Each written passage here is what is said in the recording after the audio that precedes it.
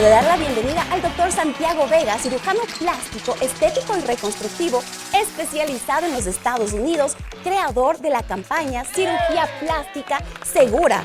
Y bueno, pues actualmente existen muchísimos procedimientos estéticos, pero el día de hoy también, junto al doctor, conoceremos cuáles son las complicaciones. Doctor, bienvenido, siempre es un gusto tenerle en el set de Doctor D. ¿Cómo estás? ¿Cómo has pasado? Hoy día vamos a hablar sentados, pero es para que todo el mundo realmente tenga en cuenta una cosa. A ver, dentro de lo que es la cirugía plástica, muchas personas siempre van a acudir al cirujano plástico, van a acudir a nosotros, siempre con la expectativa más alta, siempre van a acudir con el objetivo de que, ¿sabes qué? Quiero tener una nariz bonita, quiero tener una lipo, quiero tener perfecto, quiero tener un busto súper bien, quiero tener todo tranquilo. Y pues obviamente también, si es que hemos tenido una herida, hemos tenido un trauma, hemos tenido alguna condición que nos afecte, pues acuden de nosotros y su expectativa normalmente es que desaparezcan las cosas y que se vean de la mejor manera.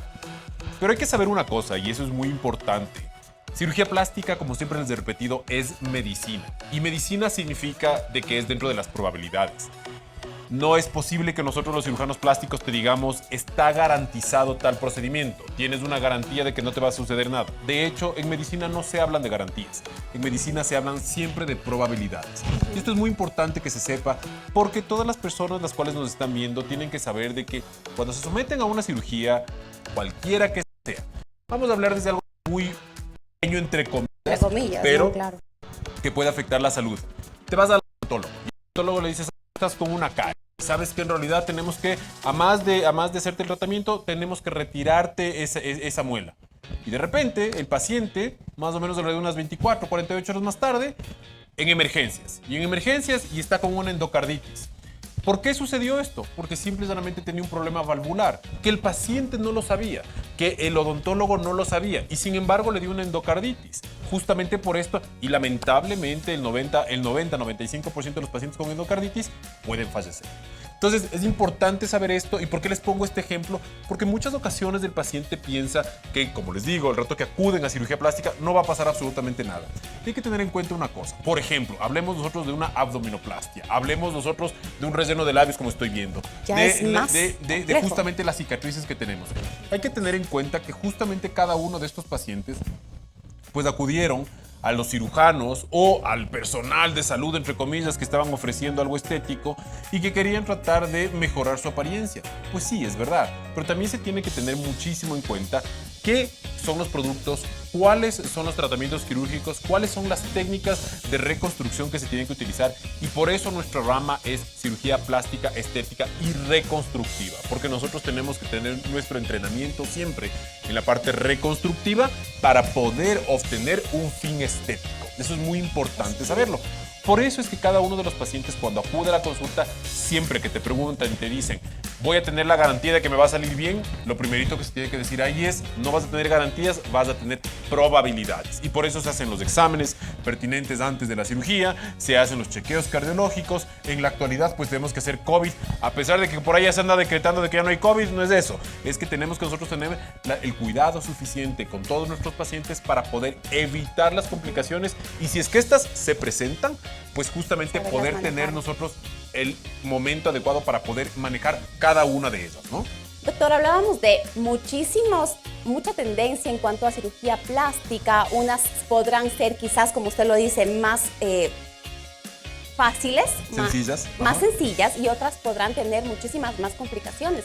Pero ¿de qué complicaciones estamos hablando cuando nos dirigimos a la cirugía plástica? Correcto, perfecto. Por ejemplo, ustedes están viendo en este momento ahorita heridas en las cuales los pacientes han acudido realmente muy evidentemente a lugares en donde no son certificados, no han sido de cirujanos plásticos, muy probablemente les colocaron algún tipo de sustancia, tradicionalmente biopolímeros, en los cuales están tratando de mejorar esos glúteos, tratar de mejorar esa apariencia de las piernas y pues por supuesto, como ustedes observan, tienen esas ulceraciones, esas necrosis o muerte de la piel en las cuales está causando una infección, una inflamación crónica y pues posterior a eso tendremos que nosotros realizar cirugías de cobertura, cirugías de colgajos, cirugías de poder permitir y reconstruir completamente al paciente.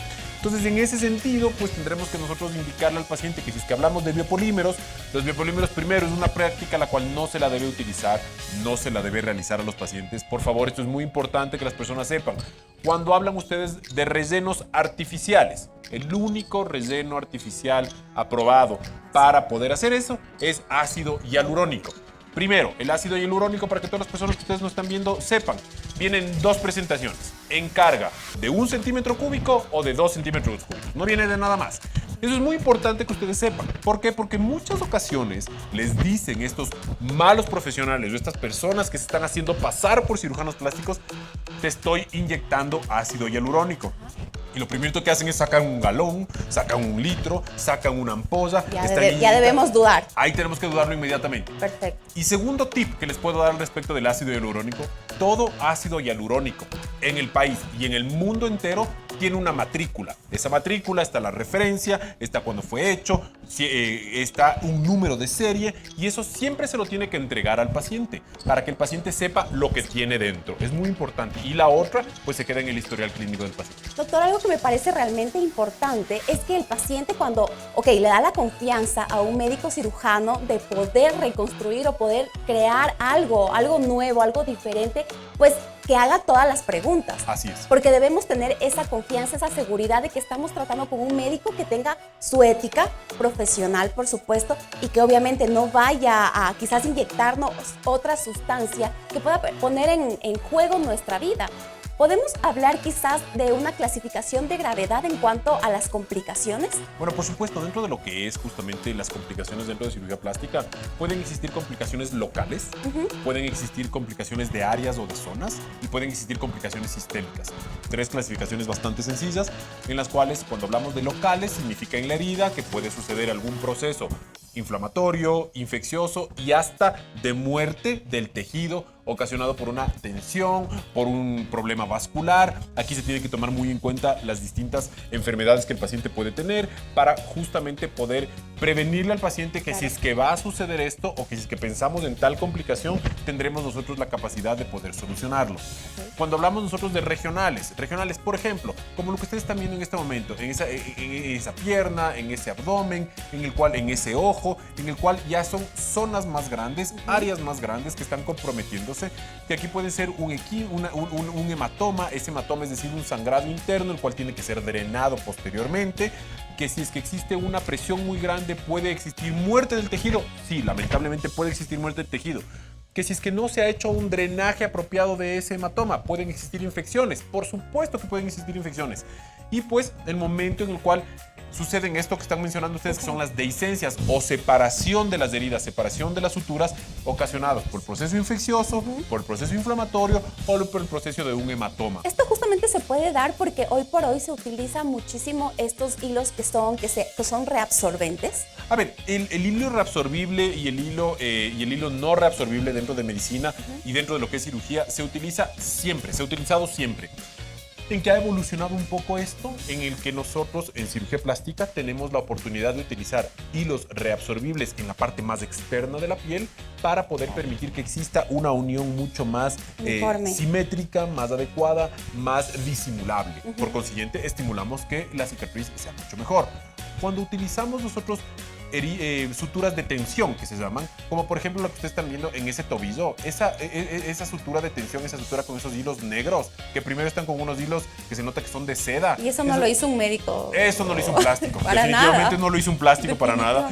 Aquí hubo mucha tensión y lamentablemente se murió el tejido y ahora está cicatrizando, por eso tiene ese tejido rojizo que se llama de granulación, que tendremos que nosotros curarlo hasta el momento en que se epitelice o se cubra por la piel o en su defecto inclusive a veces tendremos que incurrir nosotros en realizar injertos locales, como el que están viendo ustedes en este momento, ese injerto que está en esa zona para poder permitir darle una cobertura. Ahora, ¿qué es importante que ustedes sepan? Lo que se está viendo ahorita todo moreteado, todo negruzco, todo realmente alterado, es ya realmente la necrosis de un colgajo. Esa necrosis de un colgajo es justamente en una reconstrucción mamaria ocasionado por un colgajo muy probablemente abdominal o de la espalda o inclusive colgajos libres que son de la región glútea para poder darle una cobertura adecuada. Pero, ¿qué sucede aquí? Y esta complicación sucede en el momento en el cual no ha habido una vascularidad adecuada. Por ejemplo, pacientes que han sido fumadores y que por el hecho de ser fumadores no te avisan. Entonces, tienes ya una patología vascular de base. En la pierna, por ejemplo, que tenemos nosotros ese problema. Ese problema es muy probablemente de un trauma en el cual tuvo esa herida que ha estado cubierta con un injerto, que el injerto no ha pegado, que se ha necrosado el injerto y a su vez ha hinchado tanto que lastimosamente al haber un rechazo justamente del injerto, pues hubo la muerte, la tensión de las heridas y pues por consiguiente se abren. Y en este otro caso que ustedes están viendo en esa reconstrucción mamaria en un seno, pues aquí lo que lastimosamente ha sucedido es que no ha existido una vascularidad adecuada del pezón y el pezón lamentablemente murió. Entonces, siempre en todos los pacientes es muy importante saber las condiciones y características de cada uno de ellos. Es siempre importante saber qué necesitamos nosotros investigar de cada uno de nuestros pacientes, porque a veces el paciente ya llega a la consulta operado.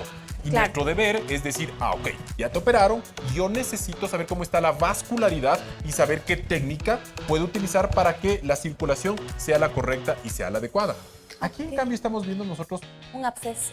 Más que nada fue una dehiscencia. La dehiscencia significa separación de la herida. Se abrió. Ese tejido rojizo que tú ves y medio empedrado se llama tejido de granulación. El tejido blanquecino que ves en el fondo se llaman... es un tejido de fibrina. Es un tejido del cuerpo que está reaccionando frente a un proceso inflamatorio localizado que está tratando de cubrirlo. Y el amarillento que tienen ustedes acá más bien es la grasa. Esa es la grasa la cual está tratando de cicatrizar y más bien esa es una grasa muerta. Esa es una esteatonecrosis. Entonces aquí lo que se tiene que hacer es permitir hacer una curación adecuada, estimularle al cuerpo para que vaya cerrando esa herida y en una segunda instancia poder nosotros realmente cerrar por completo y minimizar las apariencias de las heridas. Por eso es tan importante saber que dentro de lo que es cirugía plástica nosotros tendremos que trabajar a lo largo de la cicatrización. Claro. Muchas pacientes acuden a la consulta y dicen, ya, me operé, me sacaron los puntos y me fui de farra.